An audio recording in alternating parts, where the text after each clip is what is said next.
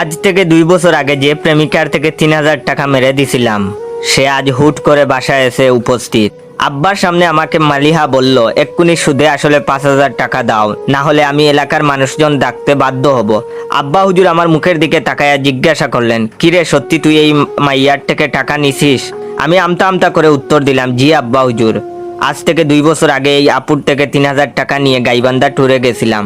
কথা ছিল ট্যুর থেকে এসে টাকা ফেরত দিব, কিন্তু যথাসময়ে দিতে পারি নাই বলে নাম্বার অফ করে যোগাযোগ বন্ধ করে দিছি। এর মধ্যে সাবেক প্রেমিকা চিল্লাইয়া চিল্লাইয়া বলে উঠলো, আরে রাখেন নিজেদের মধ্যে বকাবকি, আমি আমার টাকা ফেরত চাই, না হলে এক্ষুনি চিৎকার দিব। আমি কিছু বলার আগে আব্বাই বলল, আরে থামেন আম্মা যান, আমি এক্ষুনি টাকা নিয়ে আসতেছি, আপনাকে চিৎকার দিতে হবে না, আমরা খানদানি লোক, কারো 1 টাকা মেরে খাই না। বলেই আব্বা রুমে গিয়ে 1,000 টাকার 5টা নোট এনে প্রেমিকার হাতে দিল, সে চলে গেল। মালিহা চলে যেতেই ফারিয়া, নাদিয়া, সাদিয়া এসে উপস্থিত। এদের দেখেই আমার মুখ শুকিয়ে কাঠ। আব্বা হুজুর বললেন, এরা কারা? ফারিয়া, নাদিয়া ও সাদিয়া একসাথে উত্তর দিল, আমরা আপনার ছেলের সাবেক প্রেমিকা। আপনার ছেলে আমার থেকে 4,000, নাদিয়ার থেকে 5,000 আর সাদিয়ার থেকে 6,000 টাকা নিয়ে যোগাযোগ বন্ধ করে দিছে। আমরা আমাদের টাকা ফেরত চাইতে এসেছি। আব্বা আমার দিকে তাকায় আমি বলে উঠলাম, ফারিয়ার টাকা নিয়ে সাজেক, নাদিয়ার টাকা নিয়ে কক্সবাজার আর সাদিয়ার টাকা নিয়ে বন্ধুদের সাথে পার্টি দিয়েছিলাম।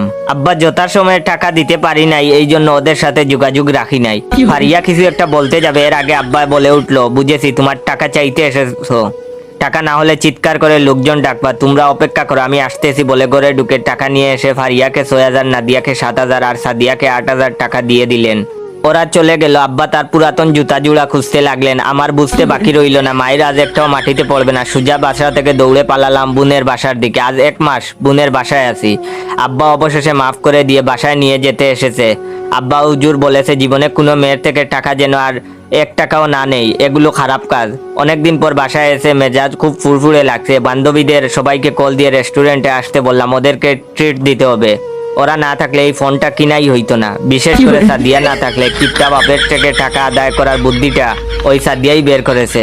যাক, অবশেষে ফোনটাও হাতে পেয়ে গেলাম।